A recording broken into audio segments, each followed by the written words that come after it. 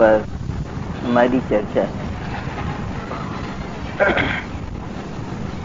तथा काफी ऊंचाई से आई है तो बात सीधी में, उसमें कुछ पेच नहीं है। हमारी आदत सदा की ऐसी है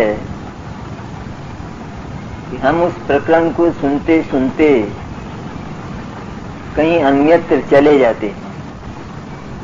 जैसे यहाँ बैठा बैठा कोई दुकान चला जाता, इस तरह प्रकरण सुनते सुनते हमें व्यवहार याद आने लगता है। इस सुनने की सबसे बड़ी बाधा है। इसका संकेत हम बीच बीच में करते भी आए हैं कि जो प्रकरण चलता हो उस प्रकरण को केवल उसी दृष्टि से तन्मय होकर सुनना चाहिए। उसमें दूसरी बात, पीछे की बात, आगे की बात, उसका स्मरण करने से प्रकरण का जो महान उद्देश्य है हमारे जीवन के प्रति, जीवन की रचना, स्वर्णिम रचना, सुंदर रचना, ऐसी रचना कि जिससे जीवन कंचन बन जाता है, वो व्यवधान समाप्त कर देता है। होता भी ऐसा ही है कि एक बात चलती हो और बीच में कोई दूसरी बात, हमारे साथ बात करने वाला कोई व्यक्ति अगर लाता है तो हम कहते हैं आप उसको छोड़िए, इस वक्त इस समय ये बात नहीं चलती, उसकी जरूरत भी नहीं है, क्योंकि वो हमारा टॉपिक नहीं। हम इनकार कर देते हैं। विवाह का समय हो, काफी उत्साह का, उल्लास का, मनोरंजन का, सुख का समय होता है। और उस समय जब खास विवाह हो रहा हो और कोई यूं कहे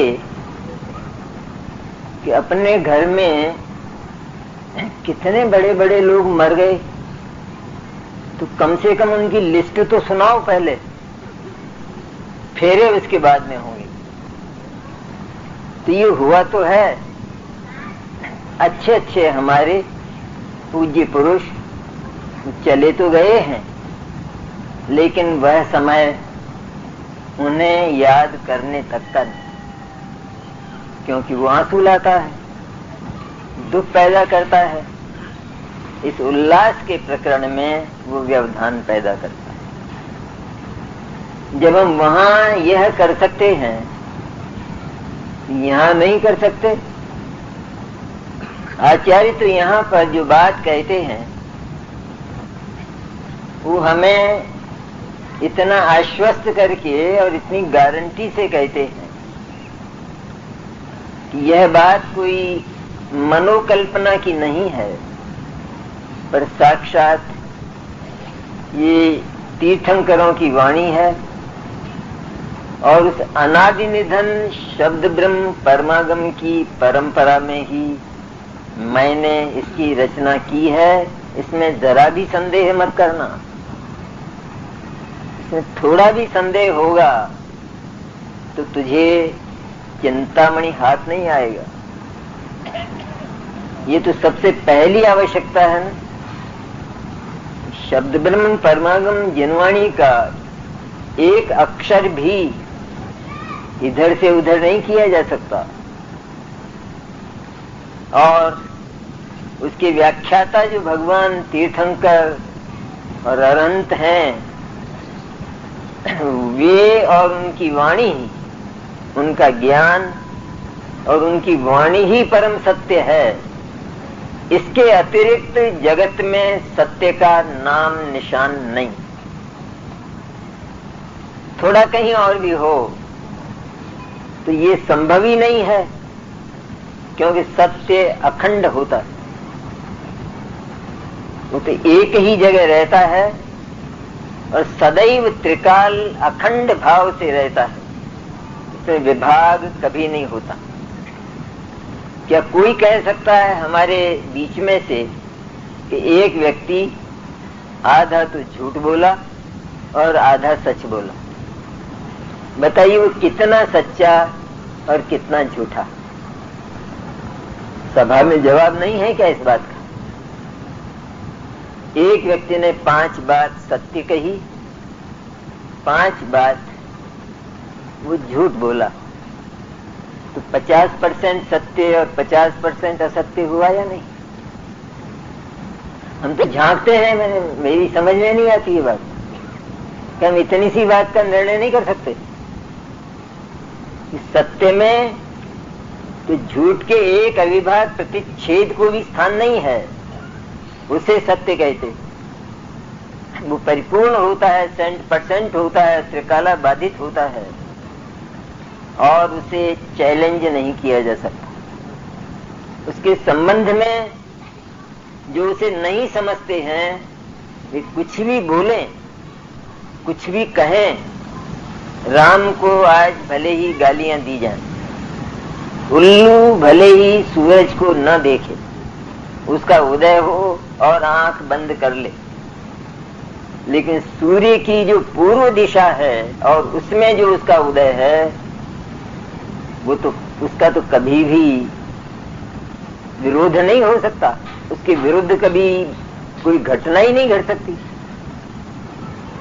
तो अज्ञानी उल्लुओं ने ये जो किया है आत्मा के संबंध में, वो जो कुछ भी किया हो, लेकिन आत्मा का परिशुद्ध जो स्वरूप है, त्रैकालिक स्वरूप, जिसके संबंध में रंच भी कल्पना को, अशुद्धि की कल्पना को जहां गुंजाइश नहीं है, ऐसा परिशुद्ध आत्म तत्व जो कुंद कुंद की लेखनी से लिखा गया, उसमें उन्होंने उसे प्रमाणित करने के लिए, वो भी हमारे हित की बात है, उन्होंने कहा ये जो कुछ भी लिखा है तुम इसे अनुभव से स्वीकार करना, अन्यथा मेरी बात मेरे पास रह जाएगी। तीर्थंकरों की, भगवान महावीर और सीमंदर परमात्मा की वाणी, उनका ज्ञान, उनकी अनुभूति उन्हीं के पास रह जाएगी, लेकिन तुम अपने संवेदन से इसको प्रमाणित करना। संवेदन से ही तो प्रमाणित होती है बात, और कैसे होती है? रस का कटोरा तो भरा रखा हो, अब हम मीठा मीठा बोले तो मुंह कितना मीठा हुआ, अनंत बार बोल लें तो भी एक बार भी मीठा नहीं होता, और एक बार पी लें और एक बार भी न बोलें तो मीठा हो जाएगा। इसलिए संवेदन से इसको प्रमाणित करना, तो पहली आवश्यकता तो यह है कि हमारा मन घूमना बंद करे, इधर उधर जाना बंद करे, ये सोचना बंद करे कि कहीं अन्यत्र भी सत्य हो सकता है। यदि अन्य कुछ तो होगा, थोड़ा तो। अनेकांत भी तो यही करता है, सत्य और झूठ को मिलाता है। कुछ थोड़ा यहां से लिया, थोड़ा वहां से लिया और एक सत्य बन गया। ऐसा तो होता नहीं है कभी। सूर्य तो प्रकाश पुंज है सदैव, अंधकार उसमें थोड़ा भी नहीं है, ये परम सत्य है। इसी तरह सत्य अखंड होता है, त्रिकाला बाधित होता है, और उसमें थोड़ी भी असत्य की कल्पना करना वह अनंत तीर्थंकरों का तिरस्कार है, इस परमागम का तिरस्कार है। इसलिए श्रद्धा और समर्पण हो, नहीं तो व्यवहार श्रद्धा की बात चलती है। व्यवहार श्रद्धा में ही अगर फर्क है तो 320वीं गाथा बंद कर देना चाहिए, क्योंकि जहां इसके वक्ता पर हमें विश्वास नहीं है तो वे गाथा पर विश्वास कैसे होगा? क्या कहती है वो गाथा? और हम करते हैं, लोक में तो विश्वास करते हैं कि ये आदमी बिल्कुल प्रामाणिक है, यहाँ संदेह के लिए कोई स्थान नहीं है।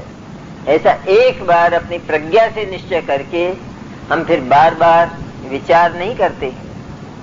इसी तरह यहाँ सर्व समर्पण से हमारे जो देव हैं, ऐसा देव हमने सारी पृथ्वी पर नहीं देखा और है भी नहीं। हमारे जैसे गुरु वो विश्व में कहीं उपलब्ध नहीं, और उन देव और गुरु जैसी वाणी फुटपाथों पर नहीं मिलती है, और कहे जाने वाले जो आगम हैं उनमें भी उसका नाम निशान नहीं मिलता। सत्य पर मुलम्मा मिल सकता है और उसको हम सत्य मान भी सकते हैं, क्योंकि मुलम्मे के बिना तो खोटा रुपया चलता नहीं है। इसलिए कहीं कहीं थोड़ी बात सत्य लिखनी पड़ती है, लेकिन वह सत्य पूरा का पूरा असत्य होता है, पूरा का पूरा असत्य होता है। गुरुदेव तो उदाहरण देते थे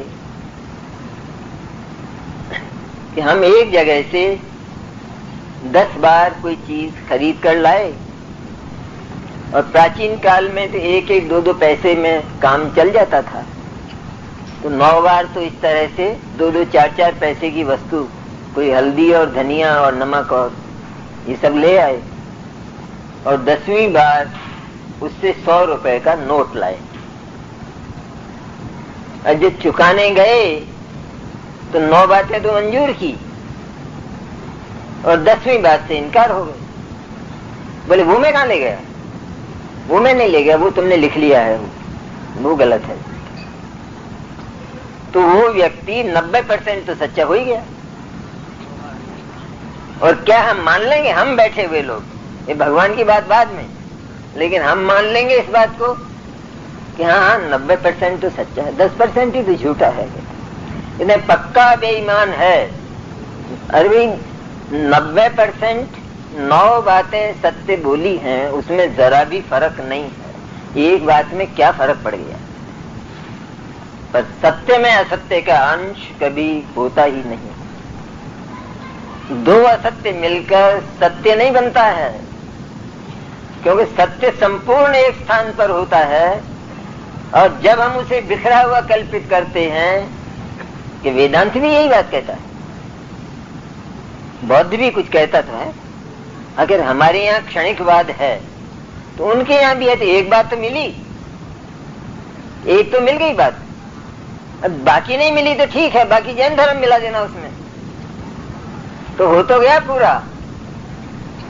तो तुम्हें कोई धर्म बनाना है, यह धर्म ये वाणी नहीं है, धर्म वो ज्ञान नहीं है, धर्म वस्तु है। वो क्या कहती है, धर्म का प्रारंभ उसके बाद होता है, जब वस्तु का दर्शन हो वास्तविक, तो प्रारंभ होता है। तो हम लोग तो काफी चूक गए हैं। जैन और दिगंबर मंच से हम इतना झूठ बोलते हैं, और इतना अपवाद क्या विराधना देव शास्त्र और गुरु की, उन नग्न दिगंबर संतों की, कि उससे बड़ा पाप तो जगत में दूसरा नहीं। पहली शर्त तो यहाँ पर आचार्य कुंद ने स्वयं रखी कि मेरी बात इसलिए प्रमाण है क्योंकि ये 3 बातें तो मनोविज्ञान है। कोई बात अगर कही जाए तो उसमें सबसे पहले हम ये पूछते हैं कि ये बात आप ही कहते हो या पहले किसी और ने भी कही है। इसकी कोई परंपरा भी है कि नहीं केवल मैं ही कहता हूं, क्योंकि हमको मान्य नहीं है। कोई परंपरा किसी और ने भी, यदि यह बात सत्य है तो जगत में तो असंख्य पुरुष हुए हैं, उनको भी तो ये सत्य अनुभव में आया होगा, उन्होंने भी तो ये बात कही होगी। नहीं कही है तो फिर तुम्हारा संपूर्ण असत्य है।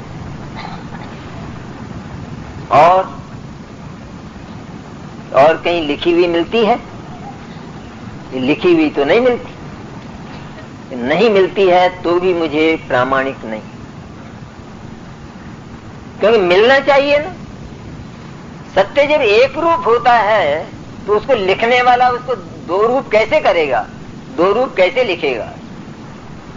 इसलिए जो कुछ कहा गया है यहाँ तो केवल हम कुंद कुंद की बात कर रहे हैं, लेकिन कुंद कुंद जैसे जो अनंत आचार्य हैं जिनका एकमात्र लक्षण शुद्धोपयोग और वीतराग भाव है, ये उनका लक्षण है, खास मुख्य लक्षण। शेष लक्षण तो बाहर के होते हैं, लेकिन वे लक्षण उनको मुनित्व नहीं देते। होते हैं अवश्य, लेकिन उनसे वे मुनि नहीं, क्योंकि जो मुनि है वो आत्मा होता है, और आत्मा का जो शुद्धोपयोग है वो मुनित्व है। और उस शुद्धोपयोग में जो आनंद का निर्झर झड़ता है वो मुनित्व है सचमुच। उसके साथ में जो अन्य लक्षण होते हैं उनसे इनकार करने वाला भी अज्ञानी, उसका ज्ञान भी साफ नहीं, और उनको मुनित्व मान लेने वाला वो भी निपट अज्ञानी।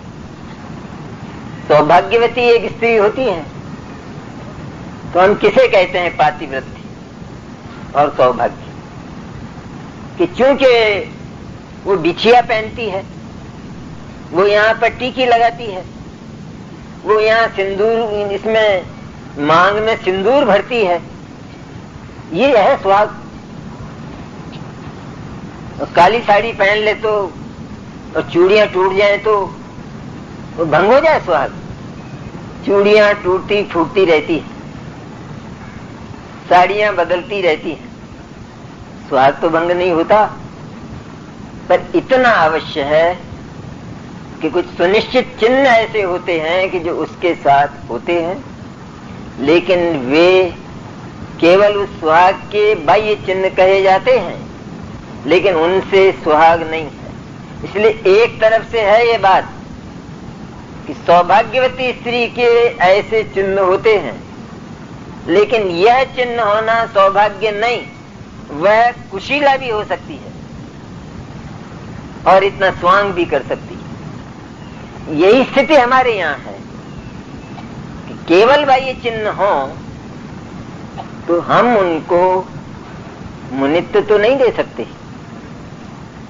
सही स्थिति यह है कि बात तो आत्मा की है, मुनि तो आत्मा होता है, और वह आत्मा कि जिसकी पराकाष्ठा है, उस शुद्ध चैतन्य तत्व पर जिसका सदा ही अवलंबन हो, जिसका जीवन ही केवल उसके सहारे टिका है, और प्रति समय जो उसी का संवेदन करता है,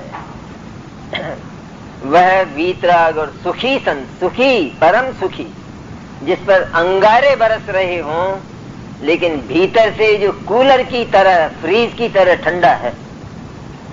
बाहर से धूप है कूलर पर और फ्रीज पर, भीतर से शीतल है।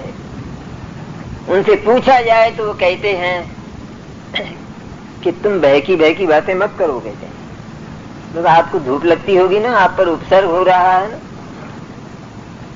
कहते ये उपसर्ग और ये जो बाहर की धूप और शीत है, ये मेरे तक पहुंचती नहीं है, इसके बीच में बहुत परतें हैं वज्र की। मेरे ज्ञान की परत ऐसी है कि जिसके भीतर इनका प्रवेश कभी नहीं होता।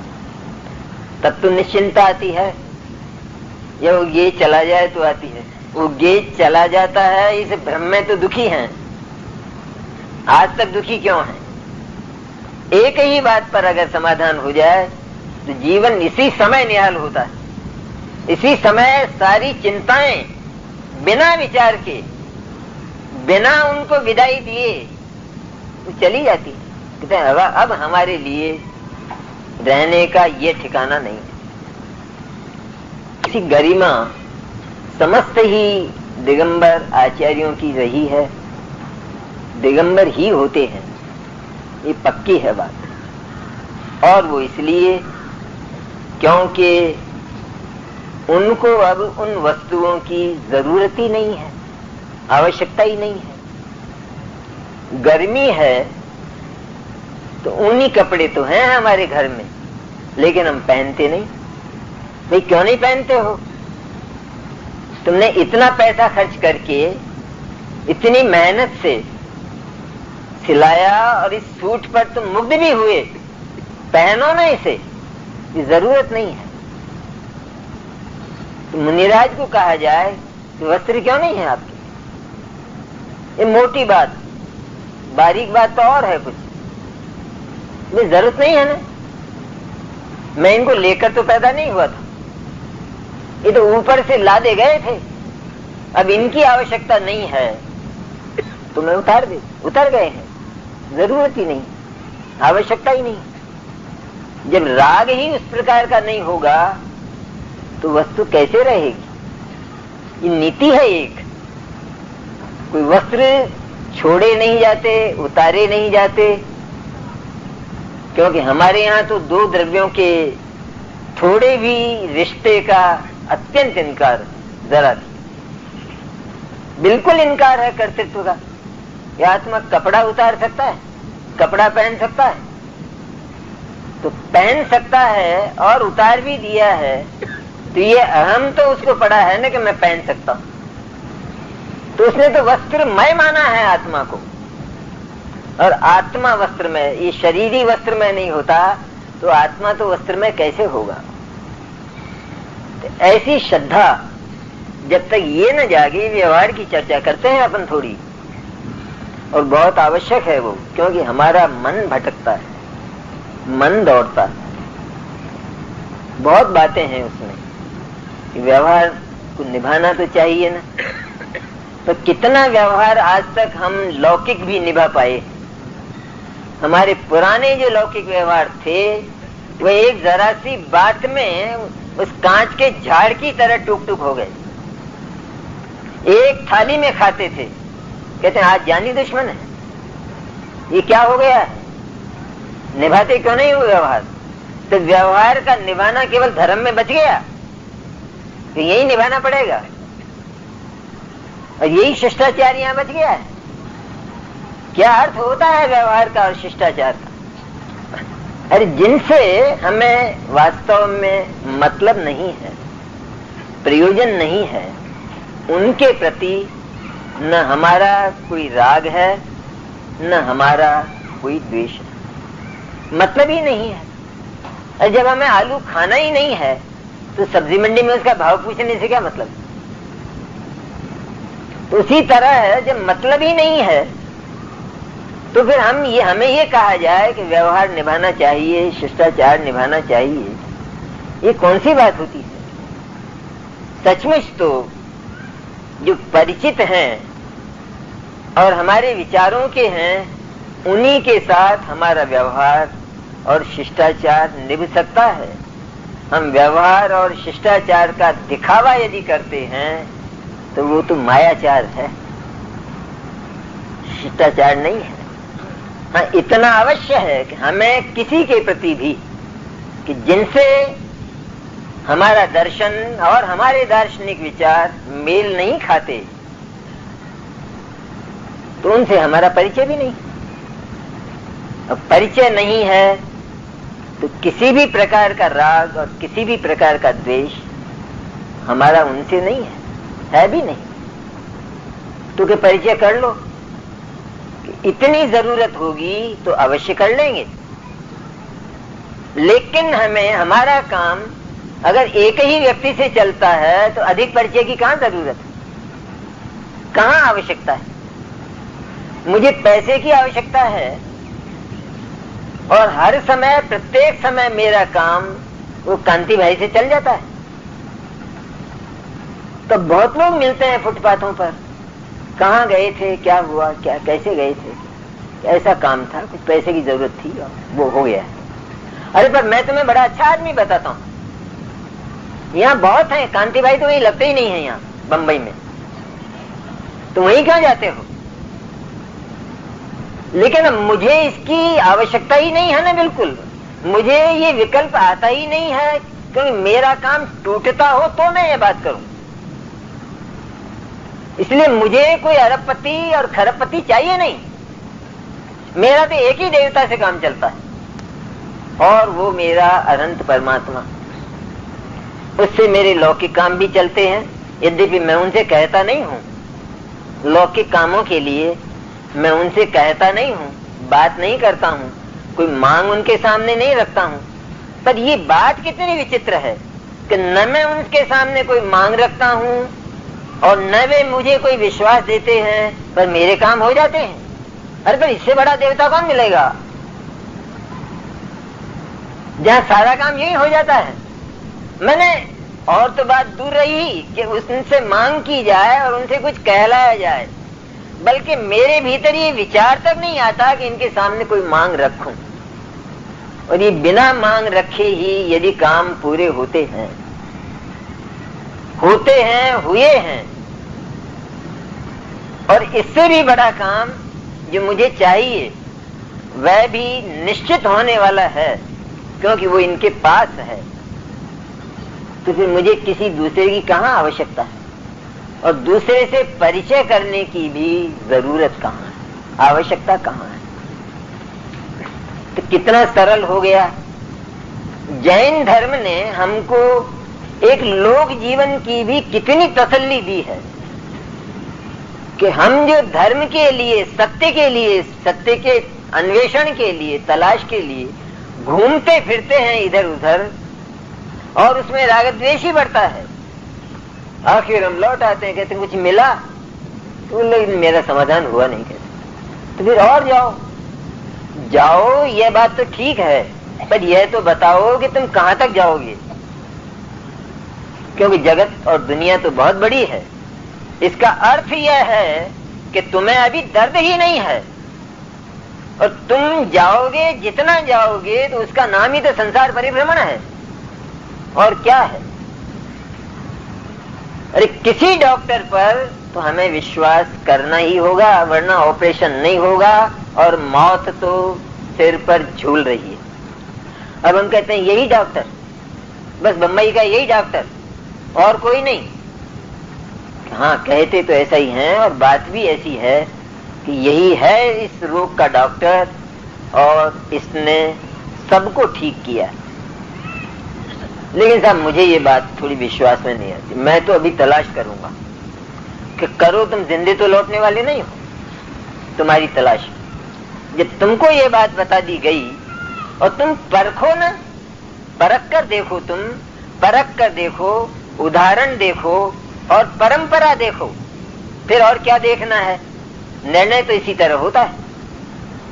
इसलिए देवशास्त्र गुरु की जो जिसे हम श्रद्धा कहते हैं, श्रद्धा में सचमुच यही है। ऐसे श्रद्धा का स्वर यह होता है कि यही मैं आत्म तत्व हूं, शुद्ध चैतन्य। इसी तरह यही है सच्चे। अन्यत्र सत्य की तलाश करना, वो बालू में तेल तलाश करना, वो मिलेगा नहीं। इतना परिभ्रमण, उसके साथ होने वाला हमारा पुरुषार्थ और उसके साथ उत्पन्न होने वाली हमारी आकुलताएं, ये सब की सब समाप्त हो जाती। धर्म तो बहुत समाधान देता है। हम जब अपनी परिस्थितियों की बात करते हैं, फॉरेन में रहने वाले करते हैं नहीं करते। फॉरेन में जो रहते हैं व्यवसाय के लिए गए हैं एकमात्र, और तो कुछ बात है नहीं, कोई धर्म के लिए तो गए नहीं, वहीं रहते हैं। भगवान जैनेन्द्र इस दुनिया में विद्यमान, वहां उनको मिलते नहीं। जिनवाणी भी मिलती क्या है, अलमारी में पड़ी है, रखी नहीं है, पड़ी है, ये सब है। लेकिन प्रश्न यह है कि दोनों में से प्यारा कौन है? धर्म प्यारा है या अर्थ प्यारा है? इतना ही निश्चय कर लें कि साथ कौन देने वाला है। धर्म आत्मा में प्रतिष्ठित होता है, पैसा तो आत्मा में प्रतिष्ठित नहीं होता। ज्ञान को आत्मा में प्रतिष्ठित किया जाता है तो भवांतर तक भी जाता है, तो भी उसकी राख होने वाली है। वहां आत्मा के साथ तो एक अणु भी नहीं जाने वाला। कौन है प्यारा दोनों में? कि दोनों में सचमुच तो प्राणों के मोल पर भी धर्म प्यारा है। धर्म प्यारा है तो फौरन छोड़ दो, ये कहता है धर्म।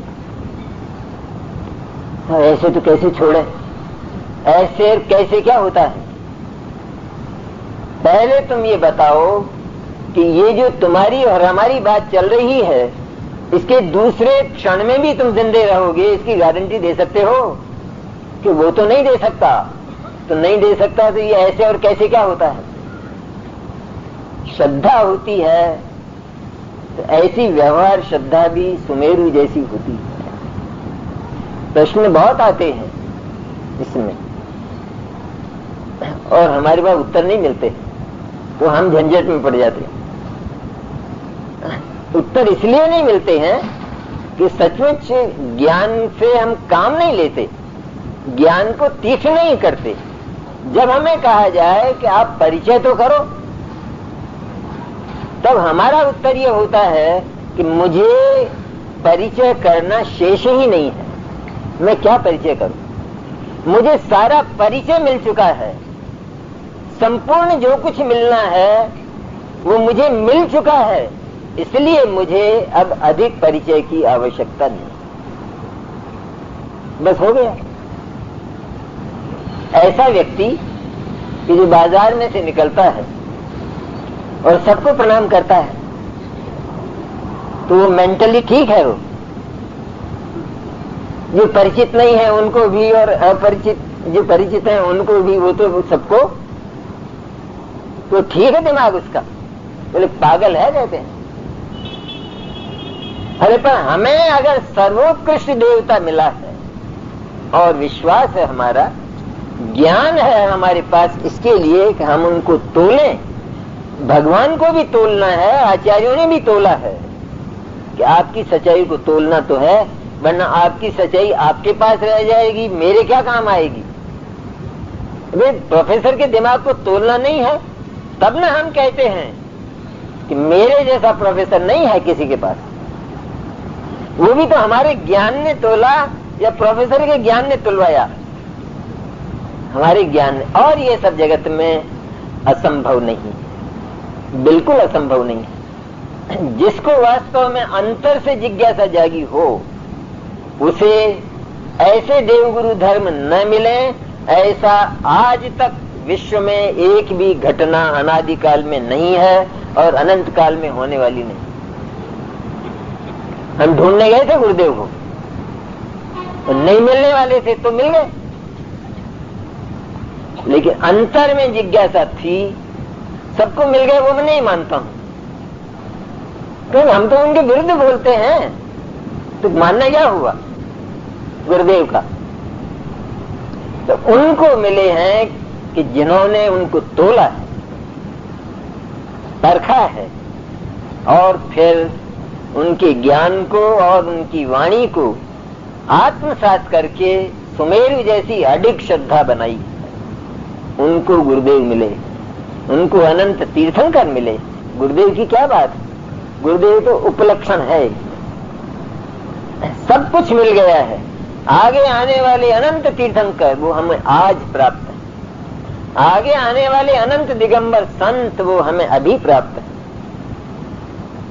सब हमारे हृदय में इकट्ठे हैं, सारे के सारे।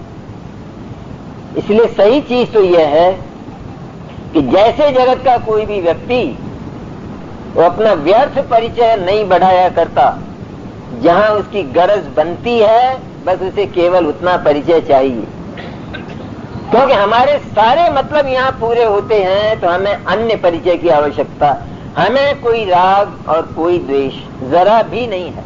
क्योंकि हमारा दर्शन, हमारे गुरु और हमारे देव वो हमें राग छोड़कर द्वेष नहीं सिखाते। ये कुगुरु हैं, ये कुदेव हैं, ये तो ठीक है, वो भी एक नाम है। साहित्य में भी इस तरह के नाम आते हैं जहाँ कु लगाकर उनकी प्रशंसा की जाती है। इस तरह की अन्योक्तियों के बहुत प्रयोग आते हैं साहित्य में। तो कु का तो खोटा, बुरा, इत्यादि हमारे द्वेष करने लायक वो नहीं होता है।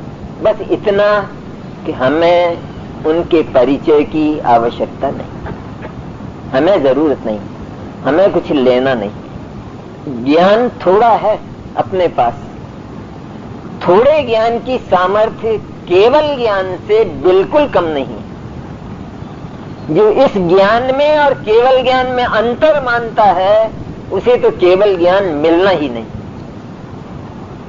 मैं तो नहीं बोलता, आगम को सिर पर रखकर बोलता हूं। स्यादवाद और केवल ज्ञान में अंतर है, अंतर है। तो केवल ज्ञान लोकालोक को देख लेगा तो बहुत मिल जाएगा उसे। इस सारे वैभव को देखेगा तो मजा आ जाएगा, कहते हैं केवल ज्ञान। केवल ज्ञान को भी जो आनंद है वो आनंद के दह में से आता है, और इस श्रुतज्ञानी को भी जो आनंद है वो आनंद के दह में से वैसा का वैसा ही आता है। जाति में रंच मात्र अंतर नहीं है, थोड़ा भी अंतर नहीं है। तो फिर क्या बाकी क्या फर्क हुआ? कि अभी दुनिया तो देखी नहीं, कि अभी तुझे मोक्ष जाना ही नहीं। पहले दुनिया देख ले, फिर इसके बाद धीरे धीरे जाना। और हम सब ऐसे ही हैं, क्योंकि हमें अभी दुनिया बहुत देखना बाकी। ज्ञेय है ना सारे पदार्थ हमारे ज्ञेय है, ये तो हम कहते हैं, नहीं कहते? विश्व कौन है? हमारा ज्ञेय है, तो वो हमारा ज्ञेय है वो। अरे तो चुपचाप भीतर से वो मिथ्यात्व का ताना बाना नहीं बन रहा है। तेरा क्या संबंध है उनसे? सच्चाई तो यह है कि तेरा जगत के पदार्थों के साथ जानने का भी संबंध नहीं है। इस बात को एक बार भीतर से बोल, अच्छी तरह बोल। कोई संबंध थोड़ा बताया होगा तो जिन्होंने बोलती है, प्रवचन साहब बोलता है कि दिए गया एक संबंध की अनिवार्यता। ये क्या कुंद की वाणी नहीं है, अमृतचंद्र की वाणी नहीं है। तो दिए गया एक संबंध की अनिवार्यता जहां उन्हें कहना पड़ा, वो इसलिए कहना पड़ा कि सचमुच ये पदार्थ वे आत्मा से अन्य हैं और इनका आत्मा के साथ कोई संबंध नहीं, ये बताना था। इसे उन्होंने दिए गया एक संबंध कहा और बाद में इनकार भी हो गए, कोई संबंध नहीं, दिए गया एक संबंध भी नहीं होता। संबंध तो किसी रूप में हो, हम कहते हैं किसी रूप में जोड़ा हो, लेकिन आखिर वो संबंध है ना। या तो हम उसे कहा जाने वाला संबंध माने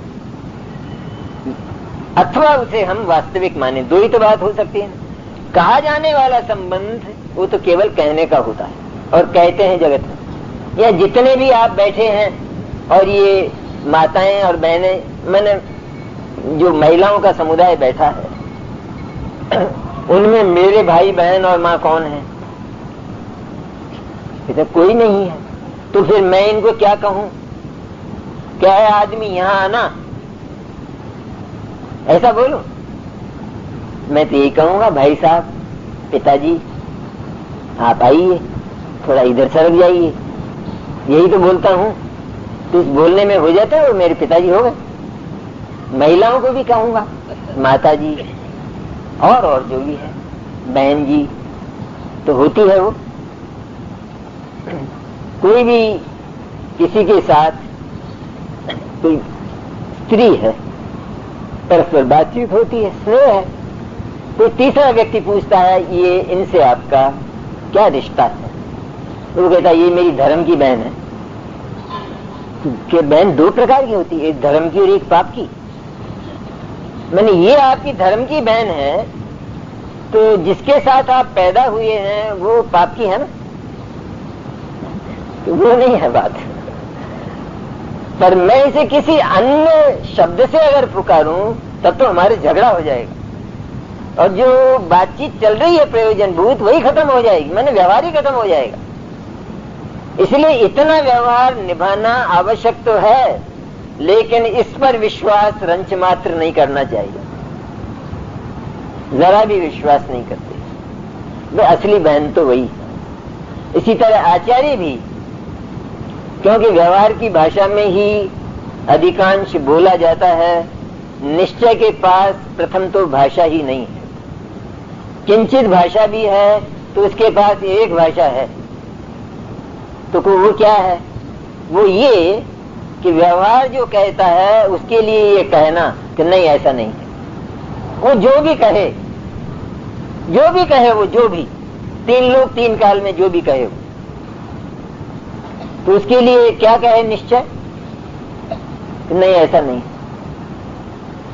अरे तेरी कैसी आदत पड़ी है ये, मैं जो बात कहता हूं उससे तू इनकार करता है, अनंत बात मैं कह चुका उससे तू इनकार करता है। तेरा एक ही धर्म है कि मेरा एक ही धर्म है असत्य से इनकार करना, क्योंकि यह बात विश्वास के लायक नहीं है।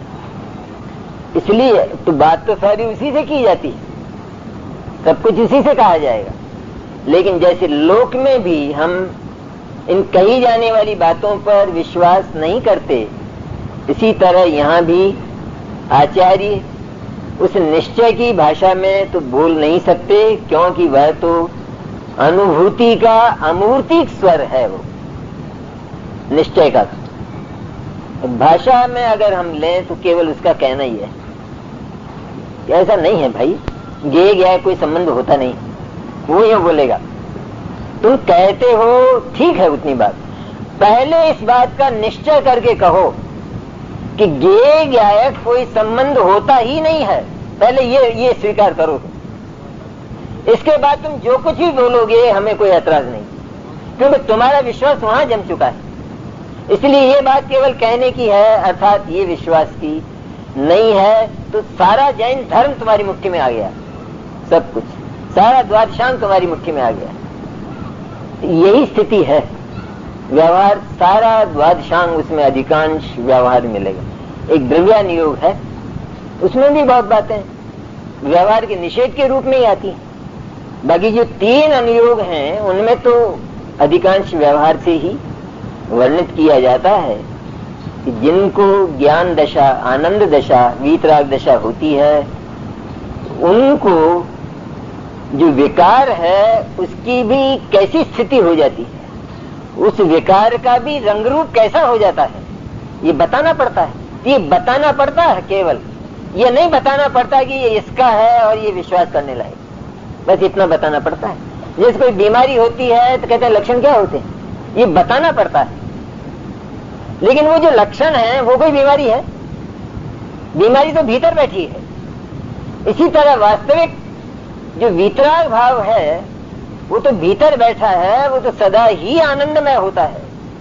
और उस वीतराग भाव के पथ पर चलने वाले जो हम लोग हैं, बाहर से उस सौभाग्यवती स्त्री की तरह लक्षण कैसे हुआ करते हैं, कैसे परिणाम होते हैं, वो बात भी जानने लायक होती है, क्योंकि उसे न जाना जाए तो स्वच्छंदता और निश्चयाभास होता। हम नहीं जानते ना, जो गुजरात समुदाय है वो तो ही कहता हमें तो मालूम ही नहीं था, कहते पर ये मालूम नहीं था इतना उत्तर पर्याप्त नहीं है। आप अपने उत्तरदायित्व को भूले हैं। अगर सचमुच हम इस श्रमण दर्शन में दीक्षित हुए हैं तो हमारा उत्तरदायित्व है कि हम इसको सर्वांग जाने, भीतर से भी जाने, बाहर से भी जाने। कैसा हमारा बाहर का जीवन, और उस जीवन में उस शुद्धता के लिए, उस शुद्ध चैतन्य तत्व तक पहुंचने के लिए कैसे परिणामों की जरूरत है, ये जानना बहुत आवश्यक है, बहुत। क्योंकि हर परिणाम से उस चैतन्य का अनुभव तो बहुत दूर है, चिंतन भी नहीं हो सकता। तीव्र पाप परिणामों में वो बात बनती नहीं। तो कैसी विशुद्ध भूमिका हमारी हो, ये बहुत आवश्यक है। हम लोक व्यवहार में इतने रंजित हैं कि हम धर्म के नाम पर उसे छोड़ने को तैयार ही नहीं। सबसे बड़ी दिक्कत आज ये बहुत बड़ी दिक्कत है, खाने में, पीने में, पहनने में हमारा चलता नहीं। रात को खाए बिना नहीं चलता है। ये क्यों नहीं चलता है? एक बार खाओ, डॉक्टर कहेगा तो खाओगे कि नहीं खाओगे? फिर डॉक्टर कहेगा तब तो दोनों ही बार खाना छोड़ दूंगा। तो कुंद कुंद कहेंगे तो एक बार भी नहीं छोड़ूंगा। तो तुझे कहाँ प्रिय है ये? तू क्यों नाटक क्यों करता है यहाँ बैठकर? सबसे पहले ये बोल कि इनसे अधिक मुझे कोई प्रिय नहीं है जगत में। और ये जो कहते हैं जिस धर्म की, जिस दर्शन की, जिस चिंतन की जिस विश्वास की ये बात करते हैं वो परम सत्य है और वही मुझे प्रिय है। जगत में अन्य कोई है ही नहीं तो प्रिय का प्रश्न भी नहीं। इतना विश्वास पहले कर और उसके लिए अपनी भूमिका का प्रयत्न पूर्वक निर्माण कर। जहां हम रहते हैं नहीं है वहां जैन दर्शन, बदल दो जगह। क्या झगड़ा है कि कमाई तो यहाँ होती है, तो कमाई तुम करते हो, अभी तो झगड़ा ही यहाँ है। सब हम करते हैं, तुम तो यहां से मानकर चलते हो। अरे भाई ये तो जहां होनी होगी वहां तुम्हारे पैर चूमती हुई आएगी। तुम्हारे भीतर ये जो विशुद्ध भाव जागा है ये करेगा कमाई, तो तुम्हारे हाथ पैर नहीं करेंगे कि मुझे जिन दर्शन मिलने ही चाहिए। क्योंकि हम मनुष्य है ना, तो मैं मनुष्यगति की बात करता हूं। जब मनुष्य बने हैं हम, तो मनुष्य के लायक जितने अधिकार साधन सामग्री हमारे पास है वो सारी की सारी हमारी उस चैतन्य पर समर्पित होनी चाहिए। हमारा एक ग्रास मुंह में जाए तो चैतन्य के लिए जाए। क्योंकि मैं भूखा रहकर आकुलित होता हूँ तो ठीक है खा लेता हूँ, लेकिन मुझे खाना नहीं है, मुझे तो उस चैतन्य का ही चिंतन करना है। खाना नहीं है मुझे, बिना खाए अगर चल सकता है तो मैं नहीं खाऊंगा, लेकिन नहीं खाए बिना नहीं रह पाता हूँ तो खा लेता हूँ, कोई झगड़ा नहीं है। लेकिन खाने के लिए नहीं खा रहा हूँ, मैं तो चैतन्य के चिंतन के लिए। मेरा एक एक ग्रास, मेरे पैसे का एक एक नया पैसा इसी के लिए समर्पित है। इतना भीतर से। पर इसमें ये शंका मत पैदा कर देना कि अगर ऐसा सोच लेंगे कि सारा ही पैसा धर्म को समर्पित है तो फिर ये छोरे भूखे नहीं मर जाएंगे सर, ये गालियां नहीं देंगे। अरे पर वो जितना जाना है उतना ही जाएगा, तुम चिंता क्यों करते हो? इतनी बोलियां तो लेते हो, इतना नाटक तो होता है सारा का सारा बोलियों का, उसमें सबके सब देते हैं। अभी देने के लिए बोली लगाई है ना, फिर गया क्यों नहीं है वो? तो जितना जाना है उतना ही जाएगा, पर वो जाना है अथवा नहीं जाना है इससे हमारे उस पुण्य का संबंध ही नहीं है। हमें तो पुण्य हो चुका है पूरा। मुनिराज को आरदान देते हैं और कितने लोग आरदान की भावना रखते हैं, उनके लिए चौका बनाते हैं, वो नहीं बात है। लेकिन कितना होता है, कितनी भावना होती है, तो कितनी जगह करते हैं मुनिराज आहार, तो एक ही जगह करते हैं। तो औरों का क्या होता होगा, रोते होंगे। औरों को भी उतना ही पुण्य बंद और रत्नत्रय की उतनी ही भावना। मुगल तो वो केवल पुण्य बंद नहीं, उसके लिए नहीं मुनिराज बुलाए जाते हैं और उनको आरदान दिया जाता है। मुनिराज को देखकर रत्नत्रय की प्रेरणा मिलती है। सम्यक दर्शन नहीं है तो सम्यक दर्शन की प्रेरणा मिलती है, चारित्र नहीं है तो चारित्र की प्रेरणा मिलती है मुनिराज से। तो वो होता तो हर एक जगह है, लेकिन पुण्य समान रूप से सबको हो, बल्कि आरदान वाले को कम हो दूसरे को अधिक हो। इसलिए पैसे से पुण्य को मत तोलना। यह भी कभी मत बोलना मेरे पास कम है इसलिए दान नहीं होता। कम है, मैंने रोटी नहीं खाता है तो रोटी तो खाता हूं, तो कितनी खाता है कि 4 खाता हूं तो 3 खा लेना। हाँ ये तो ठीक, 1 दे देना। तो तुझे पुण्य, तेरे पुण्य का कोई तोल नहीं है जगत की संपत्ति से। ये जो तूने इतना सा किया है, ये एक जो रोटी है ये 3 लोग की संपत्ति के बराबर है, ये उससे भी अधिक है। ये इसका नाम दान है। इन बोलियों फोलियों का नाम दान नहीं है, ये तो ठगी है। ये स्पष्ट रूप में ये सारा जो रूप चला है पंच कल्याणकों का, विधानों का, इसमें पैसे की ठगी है स्पष्ट रूप में। और पैसा ही एकमात्र प्रयोजन हो गया। आपको अगर सुनना पसंद नहीं हो तो बंद कर सकता हूं। नहीं ये नहीं बोलूं और बोलूंगा दूसरी बात। लेकिन स्पष्ट बात क्यों ना बोला जाए, इससे तो हमारे परिणाम सुधरते हैं। इसमें क्या दिक्कत है? हमें रूप बदलने चाहिए, छोटे रूप में हो, कुछ भी हो, लेकिन हम ऐसा क्यों करते हैं? और हम तो छोटे छोटे विधान करते हैं और वहां भी हम इंद्र इंद्राणी के बिना पूजा नहीं कर सकते। मैंने मनुष्य बनकर तो हमारी पूजा हो ही नहीं सकती। ये नाटक नहीं है ये। और हम गिरे या बढ़े, ऊंचे चढ़े, मनुष्य ऊंचा होता है या वो इंद्र ऊंचा होता है? चारित्र का अधिकार किसको है? तो नीचा उतर के पूजा करता है देव बनकर। क्या विचित्र है बात। कितनी बातें कही जाए खाने पीने से, एक एक बात में।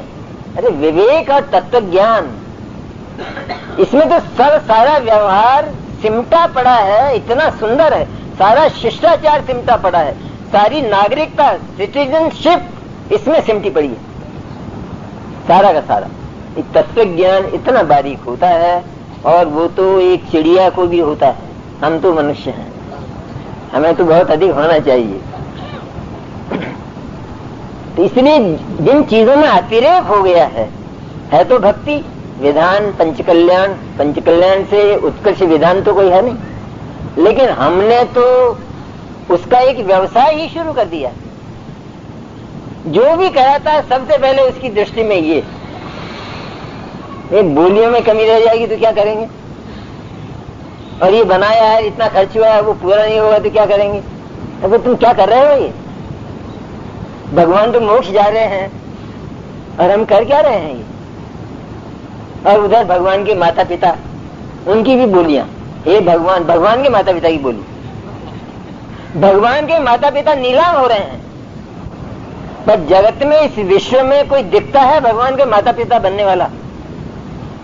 कह दे कोई मुझे सभा में, इस विश्व में कोई बता दे कि जो भगवान का माता पिता बनने लायक है, बता दे। तो साहब फिर क्या करें? बंद कर दें पंचकल्याण, मत बनाओ। तो प्रतिष्ठा में है भी विधान कि उनके बिना काम चल सकता है, पर हमें बनना है ना। झगड़ा तो यह है, इतनी ज्यादा विकृतियां हैं व्यवहार की, उनको समेटे बिना कोई 3 से 20वीं गाथा तक पहुंच सके, और इसका जो विषय है वो हमारे हाथ आ जाए, कल्पना है खाली। मुझे बोलते बोलते एलर्जी हो जाती है। क्या करें, लेकिन अपना उत्तरदायित्व है ये। निश्चय और व्यवहार को निभाना हमारा परम उत्तरदायित्व है, क्योंकि हमारा लक्ष्य बहुत ऊंचा है। जिस व्यवहार के बिना हमारे उस लक्ष्य की पूर्ति नहीं होती, तो फिर हम कैसे लक्ष्य पर पहुंच सकें। इन चीजों को लेकर एक सुप्रीम कोर्ट का जज वो जाता है कोर्ट में, ये घड़ी मुझे दिखती नहीं, हो गया ना समय, ये रोजाना का झगड़ा है। वो जाता है लेकिन प्रॉपर ड्रेस नहीं पहनता है, लुंगी लगा के चला जाता है वहां बेंच पर। तो सबसे पहला तो उसको जो प्रश्न होता है वो कहते हैं क्या करने आए हैं आप? कहते हैं मैं स्टेटमेंट लेने आया हूं, स्टेटमेंट देने आया हूं। कम प्रॉपर ड्रेस्ड, पहले आप घर जाइए और सही कपड़े पहनकर आइए, यहाँ खड़े होने लायक। तो ये कपड़े बोलते हैं क्या? बुद्धि तो मेरे भीतर है, मैं पूरी तरह बोलूंगा, आप सुनिए तो। बोले कुछ नहीं सुना जाएगा, आप पहले प्रॉपर ड्रेस पहनकर आइए, इसके बाद सारी बात हो सकेगी, अन्यथा मत आइए। ये भगवान भी यही कहते हैं, कम प्रॉपर ड्रेस, तुम्हारा व्यवहार बिल्कुल इसके अनुकूल हो एकदम, तब तो तुम्हें अधिकार है कि तुम निश्चय की बात कर सको।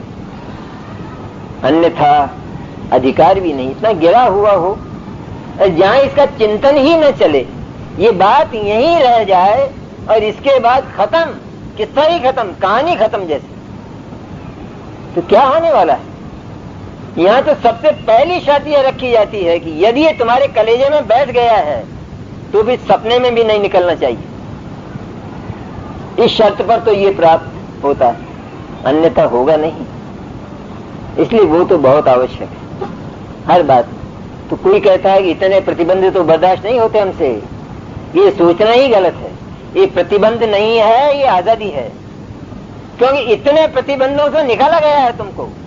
तुम पहले इतने प्रतिबंधों में थे कि मैं इसके बिना नहीं रह सकता, ये खाए बिना मेरा काम नहीं चलता। इतने प्रतिबंधों में पहले इतनी पराधीनता तुमको थी, ये पान खाए बिना नहीं चलता, ये इलायची सुपारी के बिना नहीं चलता, ये पान पराग के बिना नहीं चलता, और प्याज लहसुन और आलू और उनकी तो क्या बात करेंगे, वो तो सभा में बात करने लायक नहीं, इनके बिना नहीं चलता है। तो ये स्वाधीनता थी या पराधीनता थी? पराधीनता थी।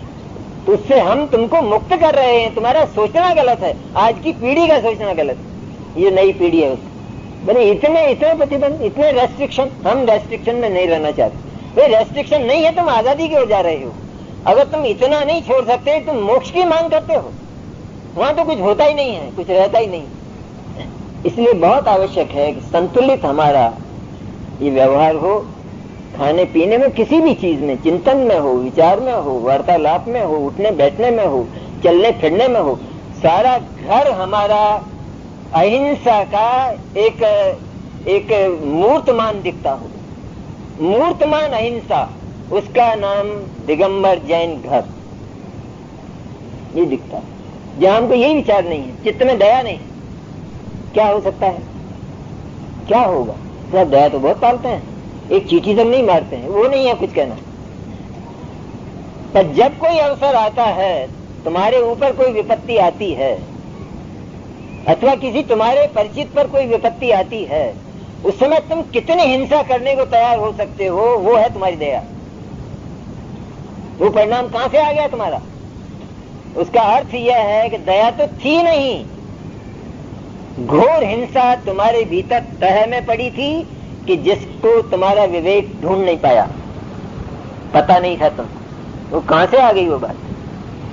एक आदमी के पास एजेंसी है एक, और कहता है मेरे यहाँ तो एक ही दाम है, बस ये इतने में है ये पैकेट, इसमें कम एक पैसा भी, नया पैसा भी इधर उधर नहीं होगा, यहाँ तो ईमानदारी से काम चलता है। अच्छा ठीक है। अब वो एजेंसी छिन गई और दूसरा व्यवसाय करने लगा, व्यवसाय मिला नहीं कुछ, तो वही व्यवसाय तस्करी का ही मिला। अब क्या करता है? भाई तू तो बड़ा ईमानदार था, बहुत ईमान धर्म वाला था, क्या हो गया तेरे? ये कहां से आ गया है ये बेईमानी? तो थी नहीं ईमानदारी, बिल्कुल नहीं थी, थोड़ी भी नहीं थी, जरा भी नहीं थी, और उससे कोई पुण्य बनता तो सवाल ही नहीं, पाप ही पाप बनता था। वरना ये कहां से जाती? अरे तूने रसगुल्ला गुलाब जामुन खाया ही नहीं तो उल्टी में कैसे निकलिया है, वॉमिट में कहां से आ गया? तो तेरे भीतर जब ये थी नहीं, अदया निर्दयता नहीं थी, तो ये कहां से गई? अरे एक ठेले वाला भी किसी दीवार से तो अपना सिर नहीं फोड़ता है, कोई निमित्त मिलता है तभी तो झगड़ा होता है, हो ना हो वो एक दूसरी बात। तो तुझे इस प्रकार के निमित्त नहीं मिले, तू ईमानदार बना बैठा था, बस तू था पूरा बेईमान, इस तरह पूरा निर्दय है वर्तमान में। और ये सारी पहचान हमारी घरों में और मंदिरों में हो जाती, मंदिरों में भी वही आदतें चलती हैं, सब पता चल जाता कि क्या पूजा की थाली सरका दी तो बस हो गया, ठीक है, परख लिया तुम बहुत अच्छे अहिंसक हो, इसको तुम उठाकर नहीं रख सकते थे, पर साहब सरका दिया तो क्या हुआ? तो हुआ ये कि अब तुम्हारे मोक्ष के सारे अधिकार छीन लिए गए, तुम जा नहीं सकते हो। तो जिसका विवेक अस्त हो गया है व्यवहार में और निश्चय में, उसको अधिकार सचमुच नहीं। तो ये तो उत्तरदायित्व है हमारा, कर्तव्य है हमारा कि इन दोनों पहलुओं को हम अच्छी तरह जाने समझें, वह भी मनुष्य पर्याय की ओर से जाने। तिरंज का उदाहरण उसमें ना लें, तिरंज तो बेबस है, तिरंज 7 तत्व के नाम नहीं जानता, तिरंज आलू और शकरकंद इनको नहीं जानता है, उसको रात और दिन का भेद वो भले ही जान